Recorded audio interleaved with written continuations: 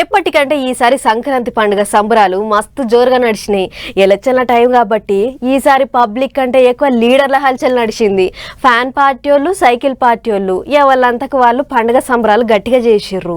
పబ్లిక్ల పతారా వెంచుకునేందుకు తీరు తీరు ప్లానింగ్లు వేసిర్రు. అట్లనే ఇక పువ్వు పార్టీ వాళ్ళు కూడా పాయరం కొద్ది పండుగ చేసుకుర్రు. అయితే ఇక్కడనే ఎర్ర జెండా పార్టీ వాళ్ళకు, పువ్వు పార్టీ వాళ్ళకు లొల్లి వచ్చింది.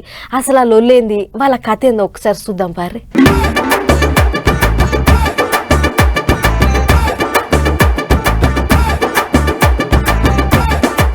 రిమ్ జిమ్ రిక్షా వాళ్ళ జిందాబాద్ అన్నట్టే 3 చక్రాల సైకిల్ ఎక్కి ఎమతొక్కుడు దొక్కిండు కదా ఎంపీ జీవీఎల్ నరసింహరావు సారు.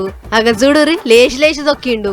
నడుమ ఓ కాడ గడ్డి గుడిసెకు టక్కరిచ్చేది గాని పక్క పొంటే ఉరుకుతున్న పోలీస్ ఆయన ఆగబట్టిండు. గాని ఎంపీ సారు రిక్షా దొక్కుతుంటే రాజా లెక్క వెనక కూర్చున్నాడు. ఎవల్లబ్బా అని అనుకుంటుర్రా? ఇంకెవళ్ళు గా రిక్షా ఓనరు. విశాఖపట్నంలా సార్ సంక్రాంతి సంబరాలు చేసిండు కదా, అక్కడ అయ్యింది గీ ముచ్చట. మరిగా సామాన్లు వేసుకుపోనీకే గిట్లా వచ్చిండో ఏమో గీ రిక్షా వాళ్ళ తెలియదు గాని ఆయన చేతులకెళ్లి రిక్షా గుంజుకొని పెడల్ మీద కాలేసిండు సారు. ఆఖరికి రిక్షా వాళ్ళకు 5 నూర్లు ఇచ్చి పంపిండు. ఇక అంత మంచిగానే ఉన్నది. మరి లొల్లులు అన్నారు కదా, గా లొల్లు ఎక్కడొచ్చిందయ్యా అని అంటే ఇగో సారే చెప్పిండు చూడుర్రి. రాజకీయాల్లో కనుమరుగైనటువంటి కమ్యూనిస్ట్ పార్టీలు తప్పితే ఇటువంటి చౌకబారు వ్యాఖ్యలు, ఇటువంటి దిక్కుమాలిన ఆలోచనలు వేరే పార్టీలు చేయవు.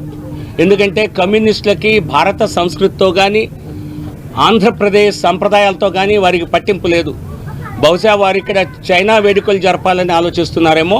చక్కని వేడుకలు జరుపుకున్న సందర్భంలో ఈ మరి రాజకీయాల్లో కనుమరుగైనటువంటి పార్టీ, చిన్న ఉద్యోగాలు చేసుకునే వారి దగ్గర నుంచి డబ్బులు వసూలు చేసుకునేటువంటి కమ్యూనిస్ట్ పార్టీలు మాపై ఇటువంటి ఆరోపణ చేయటం దుర్మార్గం.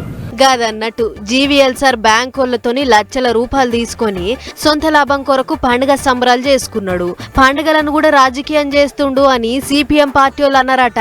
అందుకే ఎర్ర జెండా పార్టీ వాళ్ళను గిట్ట గట్టిగా అరుచుకున్నాడు.